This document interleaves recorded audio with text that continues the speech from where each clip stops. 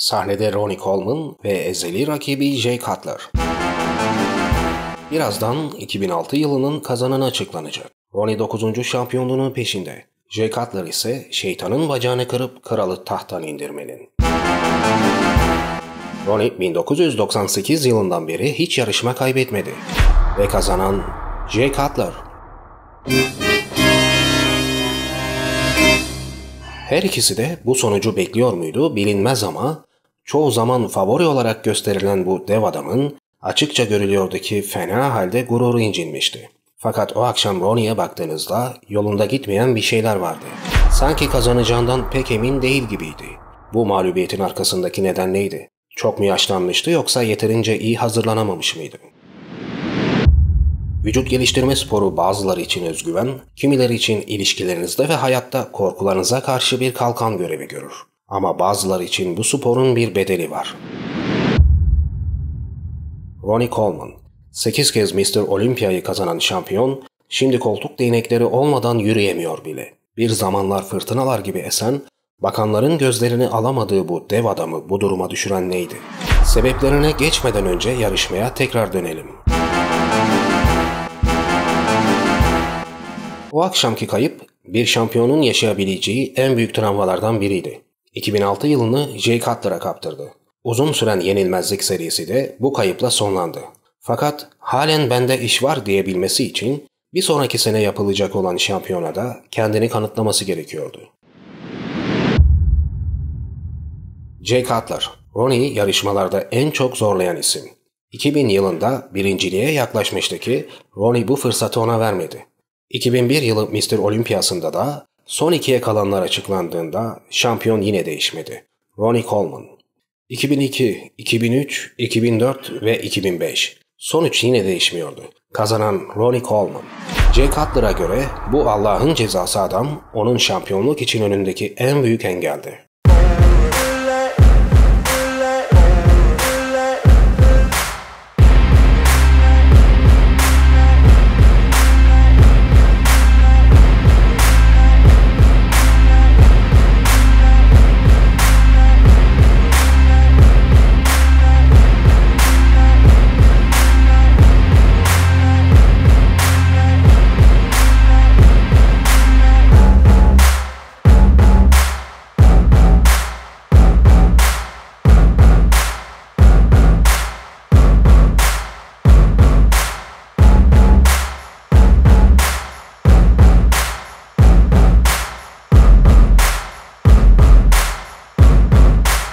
Can you take down the champ?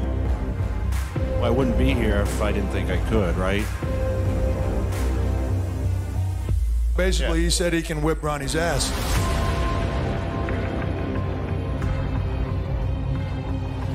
Can you beat Ronnie tonight?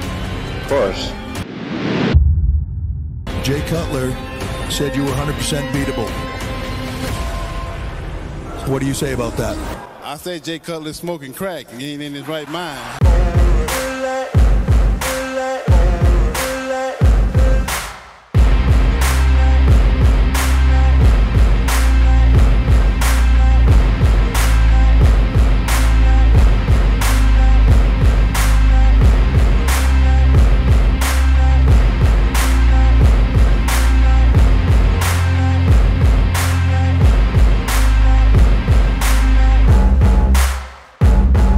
Başlangıçta Arnold daha ağır kaldırıyormuş gibi görünüyordu ama Ronnie çoğu şampiyonun kaldıramadığı ağırlıkları çok rahat kaldırıyor ve birçok tekrar yapabiliyor.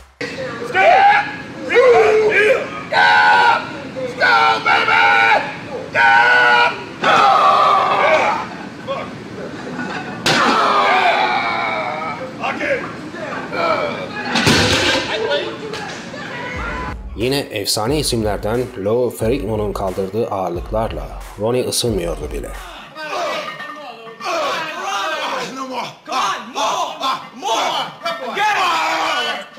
Spor salonlarında hepimizin gördüğü ama asla dokunamadığı ağırlıklar vardır. Çoğu örümcek ağıyla sarılmış paslanmış ağırlıklar. İşte Ronnie bunlarla çalışırdı.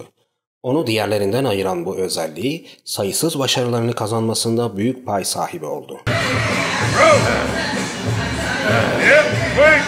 Büyük kas kütlesi elde etmek Ronnie'nin en büyük hedefiydi. Çünkü biliyordu ki yarıştığı dönemdeki rakipleri hiç de kolay lokma değildi. 1992 yılında ilk kez katıldığı Mr. Olympia'da sıralamaya giremedi. 1994'te ilk derecesini kazandı ve 15. sırayı aldı.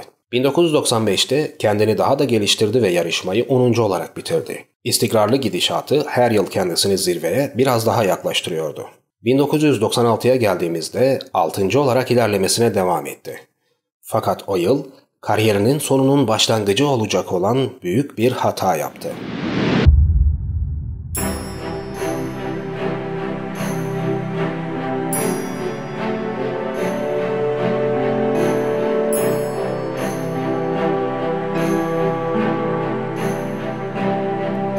Her yıl canla başla yarışmaya hazırlanıyordu ama bir türlü ilk üçe giremiyordu. Rakiplerini geçmek için ezberleri bozması gerekliydi. Bir vücut geliştirme sporcusu her zaman daha ağır kaldırmak ister. Ne kadar ağır kaldırırsan kasların o kadar fazla büyür. Ronnie bunu biliyordu. Tek yol her zamankinden daha ağır kaldırmak. Ve bunu başardı da.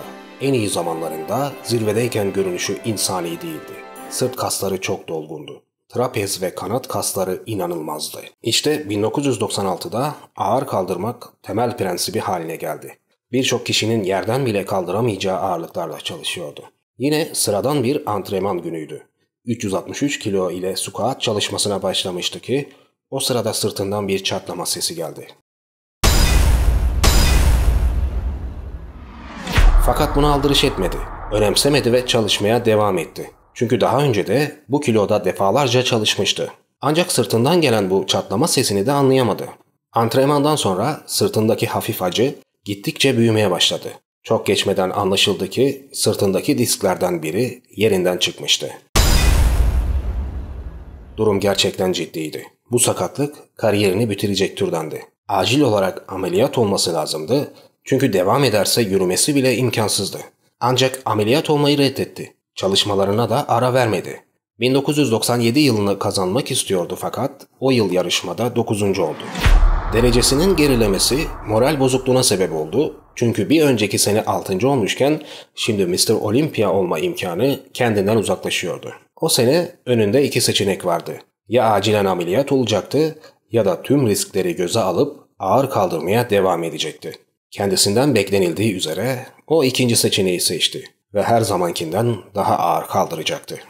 Bu karar bir şampiyonun kazanma arzusunu, çalışma ahlakını ortaya koyan ve imkansızı isteyen insanlarda görülen nadir bir durumdur.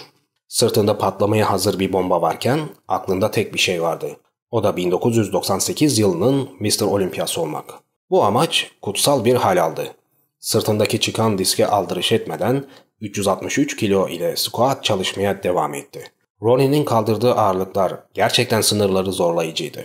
Öyle ki bench press'te 253 kilo, military press'te 143 kilo ve leg press'te 1043 kilo. Bu 1 tondan fazla olan bacak hareketini zorlanmadan 8 tekrara kadar yapıyor.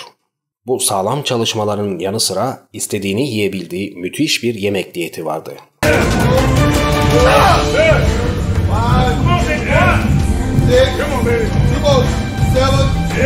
1998 yılının yarışması geldi çattı. Ronnie sahneye çıktığında gerçekten etkileyici görünüyordu. Bir yıldır gecesini gündüzüne katıp hazırlandığı yarışmada nasıl bir derece elde edecek? Tüm gözler onun üstünde çünkü Mr. Olympia'da böylesine kaslı biri hiç görülmedi. Son 2'ye kalanlar açıklandığında sahnede Ronnie Coleman ve Flex Wheeler kalmıştı. Flex Wheeler, takma adıyla Symmetry'nin sultanı. Şimdi nefesler tutuldu ve yarışmayı kazanan kişinin adı bekleniyor. Ronnie Coleman. Birinci olduğu açıklanınca meşhur polis vuruldu hareketini yapıp kendini yere bıraktı. Uzun süre yerden kalkamayan Ronnie bu hareketiyle toplumun sempatisini kazandı. Geçen yıl 9. olan Ronnie yarışma kariyeri boyunca ilk 5'e bile girememişken 98 yılında 9.luktan zirveye yükseldi. Bir sonraki sene de yarışmayı birincilikle tamamladı. Formunun zirvesine ulaşmış, kendisine kafa tutacak hiçbir vücutçu bırakmamıştı. Ortada bir ödül varsa yapması gereken sahneye çıkıp gösterisini yapmak ve ödülü alıp gitmekti. Sporculuğunun yanı sıra mütevazı kişiliği sayesinde geniş hayran kitlesine ulaştı. Fakat hayranlarının bilmediği bir durum vardı ki o da 1998 ve 1999'da ilk 2 şampiyonluğu yaşadığı dönemde aynı zamanda tam zamanlı bir polis memuruydu.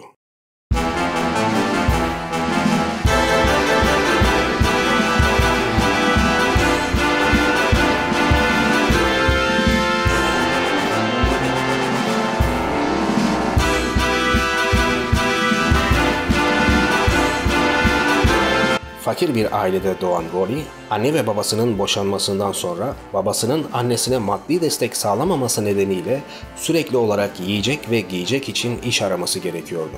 Üniversiteden mezun olduktan sonra muhasebeci olarak iş bulamayınca Domino's Pizza'da işe başladı. Çok sonraları kendisiyle yapılan bir röportajda "Domino's Pizza'da işe başladım çünkü ne kadar yersen ye pizza bedavaydı" diyordu. Bir zaman sonra pizza yemekten sıkılınca bir gün gazetede bir iş ilanı gördü. İlanda aynen şöyle yazıyordu: "Tecrübe gerektirmeyen polis memuru alımı yapılacaktır." Bu ilan dikkatini çekti ve 1989'da Arlington, Texas'ta polis memuru olarak göreve başladı.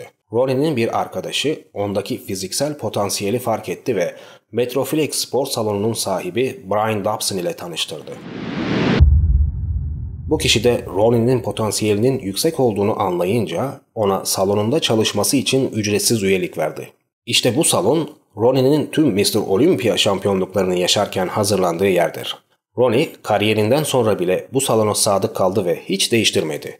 Fakat Ronnie gibi bir şampiyonun böylesi kötü imkanlara sahip bir salonda çalışması bazıları tarafından eleştiriliyor ve gülünç bulunuyordu. Çünkü modern salonların gerisindeydi. Birçok alet eskiydi.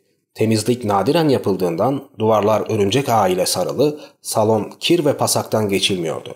Özellikle yaz aylarında içerisinin sıcaklığı çok fazla arttığından tam bir fırına dönüyordu. Oysa çoğu rakibi son derece modern ve elit bir salonda çalışırken o bu salonu tercih ediyordu. Bunun sebebi ise eski usule dayalı olan bu salonun motivasyonu açısından önem arz etmesi.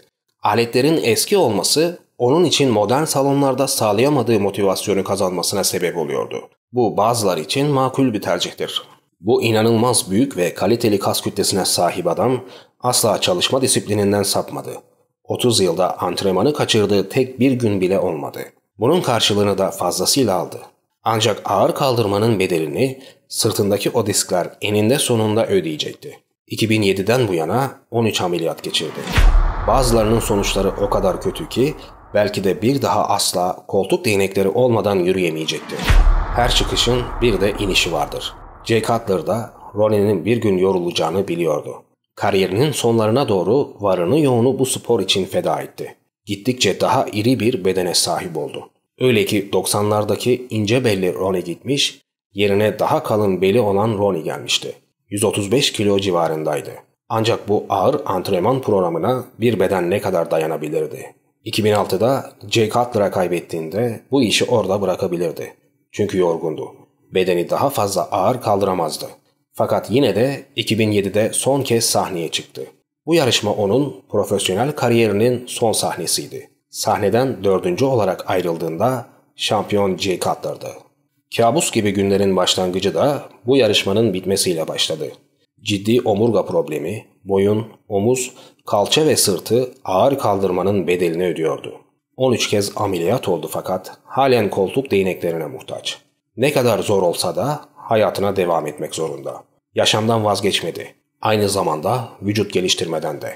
Halen bu haliyle 30 yıldan fazla süredir gittiği spor salonuna gidiyor. Vücut geliştirme onun yaşam felsefesi.